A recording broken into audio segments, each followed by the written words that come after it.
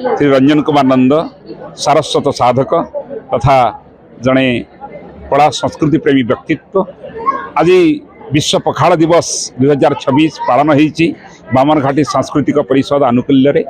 या बामनघाटी सांस्कृतिक परिषदर वार्षिक उत्सव और बंधु मिलन कार्यक्रम यह कार्यक्रम प्रति वर्ष परी ए वर्ष कला संस्कृति क्षेत्र में उल्लेखनीय अवदान थिबा व्यक्तिविशेष को आम संबर्धित करें। विशेष खुशीर दिवस थिला आज एइथिपाई आमे आम अंचल गर्व गौरवर प्रतीक पद्मश्री सम्मान सम्मानित होगापी जाऊथबा श्रीयुक्त चरण हेम्ब्रम को मध्य आमे संबर्धित करिछु।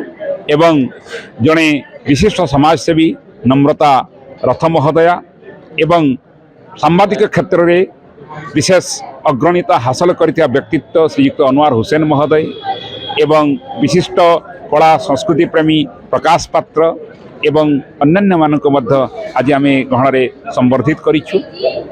एवं प्रतिटी वक्ता निज भाषण भाषण यही कथा को उपलब्धि करिसेंती जे कला संस्कृति मनीषर मन भेदभाव को दूरे समस्त को एकाठी जोड़ी पारे एवं जगर सूत्र रे आमे समस्त एकाठी भाईचारा सृष्टि करिबा।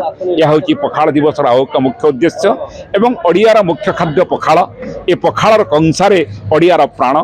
तेणु पखाड़र उपादेयता पखाड़र वैज्ञानिक गुणवत्ता को समस्ते आज बखाणी निज भाषण माध्यम मुख्य अतिथि भाव में जगरंजन नायक PITDA रायरंगपुर उपस्थित थिले एवं वरेण्य अतिथि भाव में वरिष्ठ सांबादिक मनोज दास एवं अन्य जड़े व्यक्तित्व श्रीयुक्त शतपथी महोदय एवं परिक्रमार जी आवाहक ए कार्यक्रम मूलधार जी अच्छा बामनघाटी सांस्कृतिक परिषदर मूलधार सी होती सौरभ पट्टनायक महोदय जी होती यार आवाहक एवं समाजर वरिष्ठ सांबादिक मध्य समस्तंकर मिलित उद्यम ए कार्यक्रम सुचारूपे संपादित होती एवं बहु व्यक्ति आज एकाठी बसी पखाड़ सेवन करेंगे।